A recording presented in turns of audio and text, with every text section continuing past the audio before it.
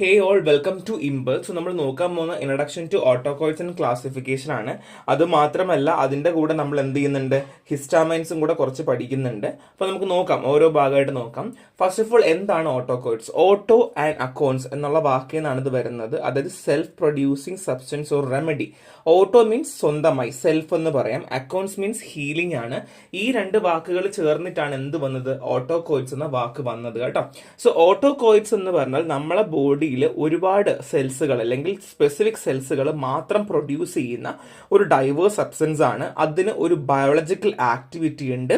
അതെന്ത് ചെയ്യുന്നു, ഒന്നെങ്കിൽ സിന്തസിന്റെ സമയത്തോ അല്ലെങ്കിൽ റിലീസ് സമയത്തായിരിക്കും ഏറ്റവും കൂടുതൽ ആക്ട് ചെയ്യുക. ഇനി autacoids are diverse substance produced by various cell in the body possessing intense biological activity and acting primarily at the site of synthesis and release. ഇതാണ് ഡെഫിനിഷൻ വന്നിട്ട്. ഇനി ക്യാരക്ടേഴ്സ് പറയുവാണെങ്കിൽ ഞാൻ പറഞ്ഞു ഒരുപാട് സെൽസ് പ്രൊഡ്യൂസ് ചെയ്യുന്നുണ്ട് അല്ലേ. അപ്പൊ ലോക്കലി സ്പെസിഫിക് റീജിയനിൽ മാത്രം ഓട്ടോകോയിഡ്സ് പ്രൊഡ്യൂസ് ചെയ്യാറുണ്ട്. ഇപ്പൊ എക്സാമ്പിൾ പറയുവാണെങ്കിൽ ഇൻഫ്ലമേറ്ററി പോക്കറ്റ്. സോ ഇൻഫ്ലമേഷൻ എന്താണ്, നീരൊക്കെ പറയില്ല, നമുക്ക് ഇടിയും ചതവും കിട്ടുമ്പോൾ നമുക്ക് നമ്മുടെ ബോഡി നീര് വെക്കത്തില്ല, അപ്പൊ ചൂടൊക്കെ ആവത്തില്ലേ. അപ്പൊ അവിടെ ഇൻഫ്ലമേറ്ററി പോക്കറ്റ്സ് ഉണ്ട്. സോ ഇൻഫ്ലമേറ്ററി പോക്കറ്റ്സ് മാത്രമാണ് എക്സാമ്പിൾ ആയിട്ട് പറയുന്നത്. സോ നെക്സ്റ്റ് വൺ ഈസ്, ഞാൻ ഓൾറെഡി പറഞ്ഞു ലോക്കലായിട്ട്, ഞാൻ ഇപ്പോൾ പറഞ്ഞു ലോക്കലി സ്പെസിഫിക് റീജിയൻ പറഞ്ഞു. എന്നാൽ ലാർജ് ക്വാണ്ടിറ്റിയിൽ ഓട്ടോകോയിഡ്സിന്റെ ആവശ്യമുണ്ട്, അല്ലെങ്കിൽ നമ്മളെ ബോഡിയിൽ ഓട്ടോകോയിഡ്സ് ലാർജ് ക്വാണ്ടിറ്റിയിൽ പ്രൊഡ്യൂസ് ചെയ്യേണ്ട ആവശ്യമുണ്ട്. ആ സമയത്ത് എന്ത് ചെയ്യുന്ന വെച്ചാൽ ഓട്ടോകോയിഡ്സ് നമ്മുടെ സർക്കുലേഷനിലേക്ക് കയറുകയും അത് ബ്ലഡ് സർക്കുലേഷനിലേക്ക് കയറുകയും അങ്ങനെ സിസ്റ്റമിക് എഫക്ട് തരികയും ചെയ്യുന്നു. അതായത് ഇപ്പോൾ ഇവിടെയാണ് ഓട്ടോകോയിഡ്സ് ഇരിക്കുന്നതെങ്കിൽ നമ്മുടെ വെയിൻ കടന്നു പോവുകയാണെങ്കിൽ ബ്ലഡ് സർക്കുലേഷനിലേക്ക് ഓട്ടോകോയിഡ്സ് കയറുകയും അങ്ങനെ സിസ്റ്റമിക് എഫക്ട് ബോഡി ഫുള്ളായിട്ട് എഫക്ട് കൊടുക്കുകയും ചെയ്യുന്നു. ഈ രീതിയിലാണ് ചെയ്യുക. ഇനി ലോക്കലി ആണ് എന്നുണ്ടെങ്കിൽ പെട്ടെന്ന് മെറ്റബിളൈസ് ചെയ്യുന്നു എന്നുള്ളതാണ്. Rapidly metabolise locally. So example പറയുവാണെങ്കിൽ vasodilatory autacoids are release during physical exercise. Physical exercise ചെയ്യുമ്പോൾ വാസോഡൈലേറ്ററി ഓട്ടോകോയിഡ്സ് എന്ത് ചെയ്യുന്നു, റിലീസ് ചെയ്യുന്നു എന്നുള്ളതാണ്. ഇനി നെക്സ്റ്റ് നമ്മൾ പറയാൻ പോകുന്ന നേച്ചർ ഓഫ് ആക്ഷൻ ആണ്. ഓട്ടോകോയിഡ്സ് നമ്മൾ ലോക്കൽ ഹോർമോൺസ് എന്ന് പറയാറുണ്ട്. ഇതിന് പാരാക്രീൻ എഫക്റ്റ് ഉണ്ട്. എന്താണ് പാരാക്രീൻ എഫക്റ്റ് ഉണ്ട്? എങ്ങനെയാണ്? By acting on adjacent target cell, അടുത്തുള്ള സെല്ലിനെയും കൂടെ ടാർഗറ്റ് ചെയ്ത് വർക്ക് ചെയ്യാറുണ്ട് എന്നുള്ളതാണ്. കോമൺ എക്സാമ്പിൾ പറയുകയാണെങ്കിൽ ആൻജിയോടെൻസിൻ, ന്യൂറോടെൻസിൻ ആൻഡ് എന്നോ, അതായത് nitric oxide, kinase serotonin and eicosanoid and palmitoylethanolamide. അപ്പൊ ഇതൊക്കെ എക്സാമ്പിൾ ആണ് കേട്ടോ. എല്ലാ ഡ്രഗുകളും, അതായത് ചില ഡ്രഗ്സുകളൊക്കെ നമ്മൾ ഈ ഒരു ആക്ഷൻ ഒക്കെ മോഡിഫൈ ചെയ്ത് അല്ലെങ്കിൽ ഈ ഓട്ടോകോയിഡ്സിനെ ഒക്കെ നമ്മൾ മോഡിഫൈ ചെയ്തൊക്കെ വർക്ക് ചെയ്യുന്ന പലതരത്തിലുള്ള ഡ്രഗ്സുകളൊക്കെ നമുക്ക് പഠിക്കാനുണ്ട് കേട്ടോ. അപ്പൊ ഇത്രയുമാണ് ഓട്ടോകോയിഡ്സ്. ഇത്രയും നിങ്ങൾ എന്തായാലും പഠിച്ചു വെച്ചിരിക്കുക. കാര്യം എക്സാമിനൊക്കെ എങ്ങനെ വേണമെങ്കിലും ചോദിച്ചാൽ നിങ്ങൾക്ക് എഴുതാൻ പറ്റുന്ന കാര്യമാണ്. അത് മാത്രമല്ല നമ്മുടെ MCQ ക്വസ്റ്റ്യൻസിലൊക്കെ മിക്കവാറും ഓട്ടോകോയിഡ്സിനെ പറ്റിയിട്ട് is it A local hormone അങ്ങനെയുള്ള ക്വസ്റ്റ്യൻസ് ഒക്കെ നമ്മൾ കാണാറുണ്ട്.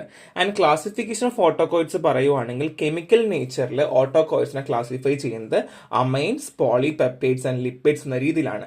അമൈൻസ് ആണെങ്കിൽ ഹിസ്റ്റാമിൻ, സെറോട്ടോണിൻ. ഇതിൽ നമ്മൾ ഹിസ്റ്റാമിൻ പഠിക്കുന്നുണ്ട് കേട്ടോ. So next one is polypeptides ആണ്, ബ്രാഡിക്കിൻ, ആൻജിയോടെൻസിൻ. ആൻഡ് ലിപ്പിഡ്സ് ആണെങ്കിൽ ഇക്കോസെനോയിഡ് ആണ്, അല്ലെങ്കിൽ അരക്കനോയിഡിക് ആസിഡ് മെറ്റബോളൈറ്റ്സ് ആണ്. And prostaglandin, leukotrienes, thromboxane and platelet activating factors. ഇത്രയുമാണ് നമുക്ക് ക്ലാസിഫിക്കേഷൻ ഓഫ് ഓട്ടോകോയിഡ്സ് പഠിക്കാനുള്ളത്. ഇത് നിർബന്ധമായും പഠിക്കണം, കാരണം ഷോർട്ട് ടോപ്പിക് ആണ്. അപ്പൊ നിങ്ങളിപ്പോൾ എക്സാമിനൊക്കെ 5 മാർക്കിന് ചോദിക്കുവാണെങ്കിൽ ഇത് മൊത്തം എഴുതിയാൽ മാത്രമേ മാർക്ക് കിട്ടുള്ളൂ. അത് മാത്രമല്ല GPAT-ഉം അല്ലെങ്കിൽ ഡിഗ്രി ബേസ്ഡ് എക്സാം ഒക്കെ പഠിക്കുന്ന ആൾക്കാർക്ക് ഇതിൽ നിന്ന് ക്ലാസിഫിക്കേഷൻ ആയിരിക്കും മിക്കവാറും ചോദ്യങ്ങളൊക്കെ വരിക. പോളിപെപ്റ്റൈഡ്സിന് എക്സാമ്പിൾ ഏതാണ്, അല്ലെങ്കിൽ അമൈൻസിന് എക്സാമ്പിൾ ഏതാണ് എന്നൊക്കെ ആയിരിക്കും മിക്കവാറും ചോദ്യങ്ങളൊക്കെ വരിക. അപ്പൊ അത് ശ്രദ്ധിച്ചിട്ട് വേണം അത് പഠിക്കാൻ വേണ്ടിയിട്ട്. സോ ഫാർമക്കോളജിക്കൽ ആക്ഷൻ ഓഫ് ഓട്ടോകോയിഡ്സ് നോക്കാം. ഓൾറെഡി നമ്മൾ ലോക്കലും സിസ്റ്റമിക്കും ഉണ്ട്, ഞാൻ പഠിപ്പിച്ചു. ലോക്കൽ ആണെങ്കിൽ എക്സാമ്പിൾ എന്ത് ഞാൻ പറഞ്ഞു, ഇൻഫ്ലമേറ്ററി പോക്കറ്റ്സ് പറഞ്ഞു. സിസ്റ്റമിക് ആണെങ്കിൽ സർക്കുലേഷനിലേക്ക് പോകുന്നു, ലൈക് ഫിസിക്കൽ എക്സസൈസ് ചെയ്യുമ്പോഴത്തേക്കുള്ള കാര്യങ്ങളൊക്കെ ഞാൻ പറഞ്ഞു, അത് ഓർമ്മയുണ്ടല്ലോ. സോ ബേസിക്കലി ലോക്കൽ ആക്ഷൻ ആണെങ്കിൽ വാസോ ഡൈലേറ്ററി ഓർ വാസോ കൺസ്ട്രിക്റ്റർ എഫക്റ്റ് ആണ്. അതായത് ബ്ലഡ് ഫ്ലോ റെഗുലേറ്റ് ചെയ്യുക, വാസ്കുലർ ടോൺ ഒക്കെ റെഗുലേറ്റ് ചെയ്യുന്നതാണ് ഇവിടെ ചെയ്യുന്നത്. ഇനി അലർജിക് റിയാക്ഷൻ ആണെങ്കിൽ mediate hyper sensitivity and inflammation. ഇപ്പൊ എക്സാമ്പിൾ പറയുകയാണെങ്കിൽ ഹിസ്റ്റാമിൻ ആണ്. സോ ഹൈപ്പർ സെൻസിറ്റിവിറ്റി, ചില ആൾക്കാർക്ക് അലർജി ഒക്കെ വരുമ്പോൾ മുഖമൊക്കെ ചീർത്ത് ഇങ്ങനെ പെട്ടെന്ന് തടിച്ചൊക്കെ പോകത്തുണ്ടാവില്ലേ. അതായത് ശ്വസിക്കാൻ പറ്റാണ്ടൊക്കെ വരില്ല, അങ്ങനെ ഇൻഫ്ലമേഷൻ ഒക്കെ വരുന്ന ചില ആൾക്കാർ ഈ ചിക്കൻ കഴിച്ചു അല്ലെങ്കിൽ വേറെ എന്തെങ്കിലും ഈ കടലിലുള്ള ഫുഡ് കഴിക്കുമ്പോൾ പെട്ടെന്ന് ഇങ്ങനെ അലർജിക് റിയാക്ഷൻസ് ഉണ്ടാവില്ലേ, അതുമെല്ലാം ഓട്ടോകോയിഡ്സിന്റെ ഫാർമക്കോളജിക്കൽ ആക്ഷൻ ആണ്. ഇനി ട്രിപ്പിൾ റെസ്പോൺസ് ഹിസ്റ്റാമിൻ ആണ് റെഡ്നിങ്, സ്വെല്ലിങ്, വീൽ ഫോർമേഷൻ, അതായത് നമുക്ക് പെട്ടെന്ന് ഇങ്ങനെ സ്വെല്ല് ചെയ്യുക, പിന്നെ വേണ്ട ചുമന്ന് തുടുക്കുക, ഇതെല്ലാം ട്രിപ്പിൾ റെസ്പോൺസ് ഓഫ് ഹിസ്റ്റാമിൻ ആണ്. മേ ബി ക്വസ്റ്റ്യൻ ചോദിക്കാം, അതായത് ഇപ്പോൾ MCQലൊക്കെ ആണെങ്കിൽ റെഡ്നിങ്, സ്വെല്ലിങ്, വീൽ ഫോർമേഷൻ, അതായത് ഇത് എന്താണ്, അല്ലെങ്കിൽ ഇത് ഈ റെസ്പോൺസിന് പറയുന്ന പേരെന്താണ് എന്നൊക്കെ വേണമെങ്കിൽ ചോദിക്കാം എന്നുള്ളതാണ്.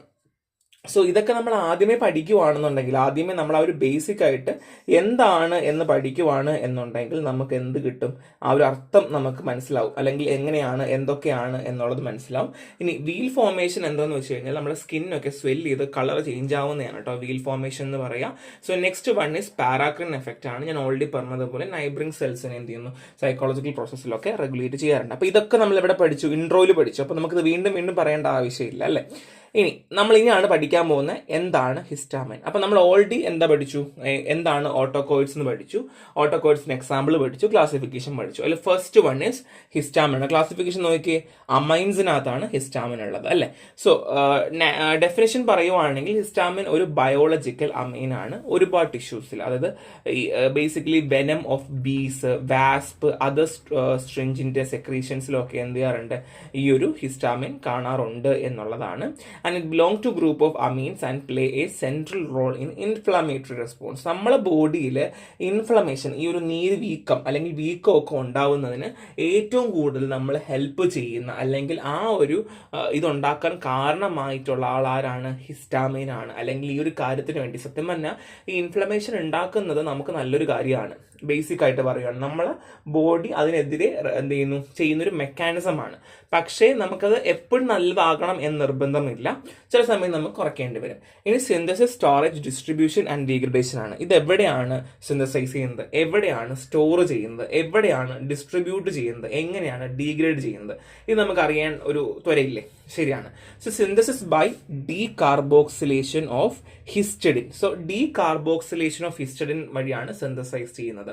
എവിടെ സ്റ്റോർ ചെയ്യുന്നത്, മാസ്റ്റ് സെല്ലാണ്. ഒന്നുകിൽ നിങ്ങൾ മാസ്റ്റ് സെൽ എന്ന് പഠിക്കുക, ഇല്ലെങ്കിൽ അങ്ങോട്ട് പഠിക്കുക basophil in an inactive form. So മിക്കവാറും ആൾക്കാർക്ക് മാസ്റ്റ് സെൽ എന്നായിരിക്കും ഓർമ്മ വരിക. ഞാനൊക്കെ എഴുതുന്ന സമയത്ത് എനിക്ക് മാസ്റ്റ് സെൽ എന്ന് മാത്രമേ ഓർമ്മ വരുള്ളൂ, ബാക്കി ഓർമ്മ വരില്ല. So stored in mast cell and basophil in an inactive form. Inactive form ആണ്, കാരണം ആക്റ്റീവ് ആയി കഴിഞ്ഞാൽ നമുക്ക് എന്ത് ചെയ്യുന്ന ബോഡിയിൽ ഇൻഫ്ലമേഷൻ ഉണ്ടായിക്കൊണ്ടിരിക്കും. അപ്പോൾ എപ്പോഴാണോ ആവശ്യമുള്ളത്, അതായത് ഇപ്പോൾ എക്സാമ്പിൾ ഞാൻ പറഞ്ഞതുപോലെ വെനം ഓഫ് ബീസോ അല്ലെങ്കിൽ വാസ്പ് ഒക്കെ നമ്മളെ കുത്തുവാണെന്നുണ്ടെങ്കിൽ നമുക്ക് ഉടനെ നമ്മളെ ഈ മാസ്റ്റ് സെല്ലിൽ നിന്ന് അല്ലെങ്കിൽ ബേസോഫിൽ നിന്ന് എന്ത് ചെയ്യുന്നു, ഉടനെ ബോഡിയിലേക്ക് വന്ന് ഇൻഫ്ലമേഷൻ കൊടുക്കുന്നു. ഇനി found in large amount in lungs, skin and intestine. ലങ്സിലും സ്കിന്നിലും ഇൻഡസ്ട്രൈനിലും ലാർജ് എമൗണ്ടിൽ എന്തുണ്ട്, ഹിസ്റ്റാമിൻ ഉണ്ട് എന്നുള്ളതാണ്.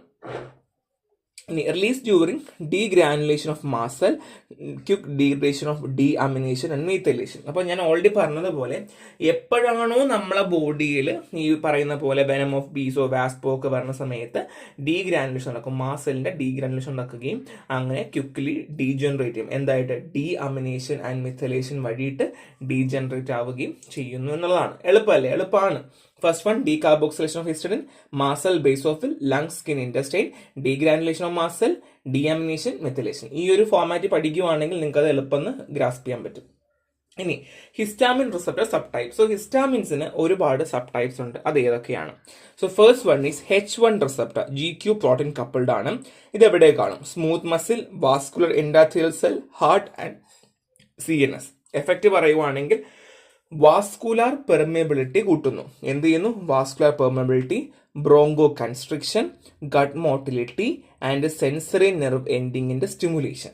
അപ്പം പെയിൻ ആൻഡ് ഇച്ചില്ല, ഇതൊക്കെ ഉണ്ടാവുന്നത് H1 ആണ്. അപ്പം നിങ്ങൾ H1 എങ്ങനെ പഠിക്കാന്ന് വെച്ച് കഴിഞ്ഞാൽ ആലോചിക്കുക.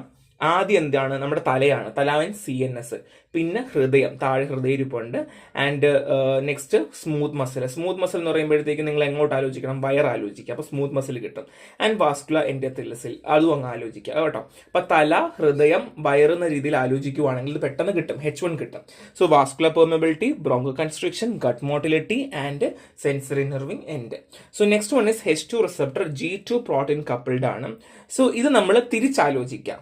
വയറ്, പിന്നെ vascular smooth muscle, heart, CNS. തിരിച്ചാലോചിക്കുക, എവിടെയാണ് gastric parietal cell, vascular smooth muscle, heart and CNS. ആകെപ്പാട് ഒറ്റ വ്യത്യാസം ഗ്യാസ്ട്രിക് പെരേറ്റൽ സെൽസ് മാത്രമാണ് ഉള്ളത്, അത് ഉള്ളിലുള്ളതാണ്, ബാക്കി എല്ലാം സെയിം ആണ്. അപ്പോൾ ഗ്യാസ്ട്രിക് ആസിഡ് സെക്രീഷന് വേണ്ടി കൂട്ടാൻ വേണ്ടി ഹെൽപ്പ് ചെയ്യുന്നുണ്ട് vaso dilation, increase capillary permeability and immuno modulatory via T lymphocytes. So ഇത്രയാണ്.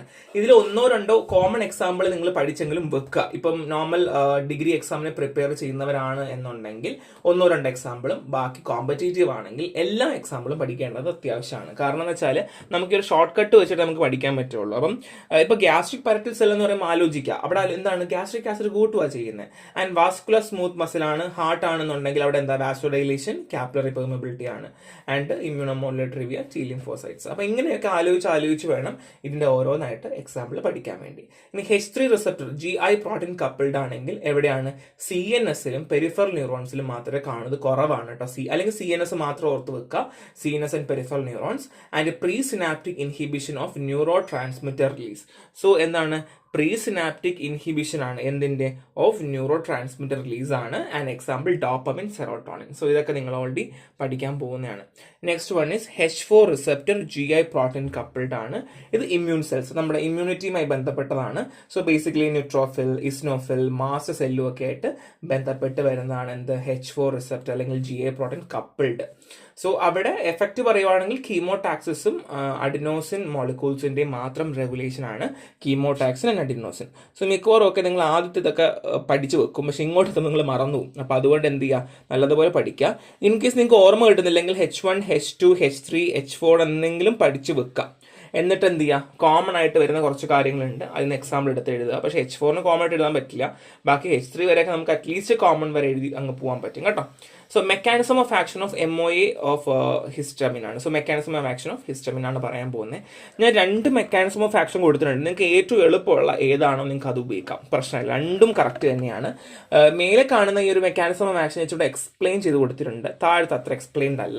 സോ താഴെ ഞാൻ ആദ്യം പറയാം. Active via G protein couple receptor H1, H2, H3, H4. So ഇത് നമുക്ക് ഓൾറെഡി അറിയാം. സോ നമുക്ക് H1 ഉണ്ട്, H2 ഉണ്ട്, H3 ഉണ്ട്, H4 ഉണ്ട്, ഇത്രയും സബ് ടൈപ്സ് ഉണ്ട്. ഇതിനാണ് ആക്റ്റീവ് ചെയ്യുക. ഇനി H1 റിസപ്റ്റർ ആണെന്നുണ്ടെങ്കിൽ active IP3, DAG, protein kinase and release NO. ഇങ്ങനെ നടക്കുക. എന്താ ചെയ്യുക, ആദ്യം IP3, DAG, protein kinase and release NO. ഇതാണ് പ്രോസസ്സ് നടക്കുക. ഇനി നെക്സ്റ്റ് H2 റിസപ്റ്റർ ആണെങ്കിൽ increase CAMP, activate H+K+ATPase pump and increase HCl secretion. ഈ HCl എന്തായിരുന്നു, ഗ്യാസ്ട്രിക് ആണ്, ഓർമ്മയുണ്ടല്ലോ അല്ലേ. സോ എന്താണ് CAMP, activate H+K+ATPase pump and increase HCl secretion. ഈ രീതിയിലാണ് ഇതിന്റെ മെക്കാനിസം ഓഫ് ആക്ഷൻ. അപ്പം H1ഉം H2 എളുപ്പമാണ്, അത് മനസ്സിലാക്കി വെച്ചിരിക്കുന്ന എളുപ്പമാണ്. ഇനി നമ്മൾ മേലേക്ക് പോവാം. അപ്പം മേലേക്ക് പോകുമ്പോൾ നിങ്ങൾക്ക് ഇച്ചിരി ബുദ്ധിമുട്ട് വരും, കാര്യം ഇത് ഭയങ്കര സിമ്പിൾ ആയിട്ട് ഞാൻ കൊടുത്തിട്ടുണ്ട്, ഇത് ഇച്ചിരി ഡൗട്ട് തോന്നും. So act on H1 receptor ആണെങ്കിൽ H3 receptor. So H1, H3 ആണെന്നുണ്ടെങ്കിൽ located CNS and peripheral neurons, അത് നമുക്ക് ഓൾറെഡി അറിയാം. So pre synaptic inhibition of neuro transmitter release, dopamine, serotonin, bronchial and vascular regulation. So ഇവിടെയാണെന്നുണ്ടെങ്കിൽ bronchial and vascular regulation ആണ് പ്രോപ്പറായിട്ട് നടക്കുക. ഇനി H4 ആണെങ്കിൽ ഇമ്മ്യൂൺ സെൽസിലാണ് ഉള്ളത്. എഫക്റ്റ് പറയുകയാണെങ്കിൽ chemotaxis and adhesion of the molecule. So ഇത് നമ്മൾ ഓൾറെഡി എവിടെയാ മറ്റടുത്ത് പറഞ്ഞതാ, H3ലും ഇവിടെ H4 നമ്മൾ ഓൾറെഡി പറഞ്ഞ കേസാണ്. അപ്പോൾ എന്ത് ചെയ്യുക, നിങ്ങൾ ഈ H1ഉം H2ഉം എന്തായാലും ഇമ്പോർട്ടൻ്റ് ആയിട്ട് പഠിക്കുക, it's very very important. So ഇവിടെ വരുമ്പോഴത്തേക്ക് നമുക്ക് നേരത്തെ പഠിച്ച സെയിം തന്നെയാണ്, വേറെ വ്യത്യാസങ്ങളോ കാര്യങ്ങളോ ഇല്ല. പക്ഷെ എന്ത് ചെയ്യുക, നിങ്ങൾ ഇത് തന്നെ കൂടുതലായിട്ട് ഈ മെക്കാനിസം ആക്ഷൻ MOA ഹിസ്റ്റമിൻ്റെ കോമൺ ആയിട്ടുള്ള H1, H2, H3, H4ൻ്റെത് കോമൺ ആയിട്ട് G പ്രോട്ടീൻ കപ്പിൾ റിസപ്റ്റർ ആണെന്നും അവിടെ H1 ആണെങ്കിൽ എങ്ങനെ, H2 ആണെങ്ങനെ എന്നുള്ളതും കൂടെ ഇത് പഠിച്ചു വെക്കാം. ഇനി ഫാർമക്കോളജിക്കൽ ആക്ഷൻ ആണ്, ഓൾറെഡി നമ്മൾ പഠിച്ചിട്ടുള്ളത് കൊണ്ട് നിങ്ങൾക്ക് എളുപ്പമായിരിക്കും. ബ്ലഡ് വെസൽ ആണെങ്കിൽ എന്താണ്, കൺട്രാക്ഷൻ ആണ്. ആർട്ടറീസും വെയിനും എന്ത് ചെയ്യുന്നു, കൺട്രാക്ട് ചെയ്യുന്നു. പിന്നെ ചെറിയ കാപ്പിലറീസും വെന്യൂൾസും ഒക്കെ ആണെങ്കിൽ എന്തെങ്കിലും മൈനർ ഡൈലേഷൻ നടക്കുന്നുണ്ട്. നെറ്റ് എഫക്റ്റ് പറയുവാണെങ്കിൽ വാസോ ഡൈലേഷൻ ആണ് കേട്ടോ. സോ ബേസിക്കലി മേലെ മേജർ ആർട്ടറീസും വെയിനും കൺസ്ട്രക്ട് ചെയ്യുന്നത് കൊണ്ടും താഴെ ഡൈലേറ്റ് ചെയ്യുന്നത് കൊണ്ടും നിങ്ങൾ വിചാരിക്കും ഓക്കെ മേജർ അല്ലേ, അപ്പൊ അതുകൊണ്ട് കൺട്രാക്ഷൻ ആയിരിക്കും എന്ന് വിചാരിക്കും. അങ്ങനെയല്ല, വാസോ ഡൈലേഷൻ ആണ് നെറ്റ് എഫക്റ്റ് പറയുക കേട്ടോ. Next one is blood pressure ആണ്. ഇവിടെ മോഡറേറ്റ് ഡോസിൽ ഹൈപ്പോ ടെൻഷൻ, ഹൈപ്പോ എന്താണ് കുറയുക, ഹൈപ്പർ കൂടുകയാണ്, ഹൈപ്പോ ടെൻഷൻ ആണ്. ഹൈ ഡോസിൽ കൊടുക്കുകയാണെങ്കിൽ ഹൈപ്പോ ടെൻഷൻ വീണ്ടും മുന്നോട്ട് പോവുകയും അങ്ങനെ വെൻട്രിക്കുലർ അർത്തീമിയാസ് ഉണ്ടാവുകയും ചെയ്യുന്നു. സ്കിൻ ആണെങ്കിൽ ട്രിപ്പിൾ റെസ്പോൺസ്, ഞാൻ ഓൾറെഡി പറഞ്ഞു, നിങ്ങൾക്ക് ഓൾറെഡി അറിയാം അല്ലേ. സോ ലോക്കലൈസ്ഡ് എഡിമ വരിക, വാസോ ഡൈലേഷൻ വരിക, പിന്നെ എന്താണ് ഇഞ്ചക്ഷൻ ചെയ്ത സൈഡിൽ ബ്രൈറ്റ് ഇറഗുലർ ഫ്ലേവേഴ്സുകൾ വരിക. ട്രിപ്പിൾ പോയിന്റ് ആണ് കേട്ടോ, മറന്നു പോകരുത്. നെക്സ്റ്റ് വൺ സ്മൂത്ത് മസിലാണ്. അവിടെ എന്താണ് GIT കൺട്രാക്ഷൻ ഉണ്ടാവുകയും യൂട്രൈൻ സ്മൂത്ത് മസിലും എന്ത് ചെയ്യുന്നു, കൺട്രാക്ട് ആവുകയും നമ്മുടെ GIT വയറും താഴെ വരുന്ന നമ്മുടെ യുറീത്രൽ സ്മൂത്ത് മസിൽ എന്ത് ചെയ്യുന്നു, യൂട്രൈൻ എന്ന് ഞാൻ പറഞ്ഞത് സോറി യുറീത്രലാണ് കേട്ടോ, സ്മൂത്ത് മസിൽ കൺട്രാക്ട് ആവുകയും ചെയ്യുകയും. അങ്ങനെ ഹൈ ഡോസിൽ കൊടുക്കുവാണെങ്കിൽ ഭയങ്കര വയറുവേദന ആയിരിക്കും, ഭയങ്കര വയറുവേദന, ടോയ്ലറ്റിൽ പോകാനുള്ള തോന്നലൊക്കെ വരാറുണ്ട് ഹിസ്റ്റമിൻ കൂടിക്കഴിഞ്ഞാൽ. And next one is gastric secretion ആണ്. ഇത് നമുക്ക് ഓൾറെഡി അറിയാം, ഗ്യാസ്ട്രിക് ആസിഡും പെപ്സിനും സ്റ്റിമുലേറ്റ് ചെയ്യുന്നു. ആൻഡ് സെൻട്രൽ നെർവസ് സിസ്റ്റം ആണെങ്കിലോ ബേസിക്കലി CNSൽ അതായത് ബ്ലഡ് ബ്രെയിൻ ബാരിയർ ഉണ്ട്. നമുക്ക് ഓരോ ബാരിയേഴ്സ് ആണ്, നമ്മളെ വീട്ടിൽ നമ്മൾ കഥകളുള്ളത് പോലെയാണ്, എല്ലാ സാധനവും നമ്മൾ കയറ്റിവിടില്ല, കുറച്ച് ആൾക്കാരെ മാത്രമേ കയറ്റിവിടുള്ളൂ. അതേപോലെ തന്നെ എന്ത് ചെയ്യില്ല, histamine blood brain barrier cross ചെയ്യില്ല. Locally synthesised in CNS, role in thermo regulation vomiting. നമുക്ക് ശ്രദ്ധിക്കാൻ വരുമ്പോഴും നമ്മളെ ബോഡിയുടെ ടെമ്പറേച്ചറൊക്കെ റെഗുലേറ്റ് ചെയ്യാൻ വേണ്ടി ഹെൽപ്പ് ചെയ്യുന്ന ആളായിട്ട് ആരുണ്ട്, ഹിസ്റ്റാമിൻ ഉണ്ട്. Do not cross the blood brain barrier and locally synthesise in the CNS. അപ്പോൾ നിങ്ങൾ ചോദിക്കും CNS ക്രോസ് ചെയ്യുന്നില്ല, പക്ഷേ CNS ഉണ്ടാക്കുന്നുണ്ട്, പക്ഷേ ലോക്കലിയാണ് ഉണ്ടാക്കുന്നത് കേട്ടോ. ആൻഡ് അഡ്രിനൽ മെഡുലി ആണ്. സോ ഹൈ കോൺസെൻട്രേഷൻ ആണെങ്കിൽ അഡ്രിനൽ റിലീസ് കൂട്ടും. അപ്പൊ എന്ത് മനസ്സിലായി, ഹിസ്റ്റമിൻ കൂടിക്കഴിഞ്ഞാൽ അഡ്രിനൽ റിലീസ് കൂടും. So histamine is directly connected with ആരാണ്, അഡ്രിനലിനാണ്. അതൊരു എക്സാമിൽ ചോദിക്കാനുള്ള ക്വസ്റ്റ്യൻ ആണ്. Next one is adverse effect ആണ്. ഓൾറെഡി ഞാൻ പറയണ്ടല്ലോ, ഇത്രയും പറഞ്ഞപ്പോൾ നിങ്ങൾക്ക് മനസ്സിലായി എന്താണ്. ഫ്ലഷിംഗ് ഉണ്ട്, ബേണിംഗ് സെൻസേഷൻ ഉണ്ട്, ഹൈപ്പോ ടെൻഷൻ ഉണ്ട്, ടാക്കിക്കാർഡിയ ഉണ്ട്, ബ്രോങ്കോ കൺസ്ട്രക്ഷൻ ഉണ്ട്. അപ്പൊ ഇത്രയുമാണ് ഹിസ്റ്റാമിൻസ് വരെയുള്ളത്. അപ്പൊ ഇനി നമുക്ക് ഇതിനും പഠിക്കാനുണ്ട്, ആന്റി ഹിസ്റ്റാമിൻസ് ഉണ്ട്. ഇത് കൂടി കഴിഞ്ഞാൽ നമുക്ക് കുറയ്ക്കണ്ടായോ, അപ്പൊ അതിന് നമുക്ക് മരുന്ന് വേണ്ടേ, അപ്പൊ അതൊക്കെ ഉണ്ട്. അപ്പം പാർട്ട് 2 ആണ്. അപ്പൊ ഇത്രയും നോക്കുക, ഇത്രയും ഇമ്പോർട്ടന്റ് ആണ്, ഇത് ബേസിക്സ് ആണ്. ഇത് പഠിച്ചില്ല എന്നുണ്ടെങ്കിൽ അങ്ങോട്ട് പോകുമ്പോൾ ഭയങ്കര കൺഫ്യൂഷൻ ആവും. ഓരോ പോയിന്റ് പറയുമ്പോൾ ഇതെന്താണ് അതെന്താണ് നിങ്ങൾക്ക് മനസ്സിലാവേണ്ടില്ല. അപ്പൊ അതുകൊണ്ട് നന്നായിട്ട് ക്ലാസ് കേൾക്കുക, നോട്ട് വായിക്കുക. അപ്പൊ നെക്സ്റ്റ് ക്ലാസ്സിൽ കാണാം. Thank you.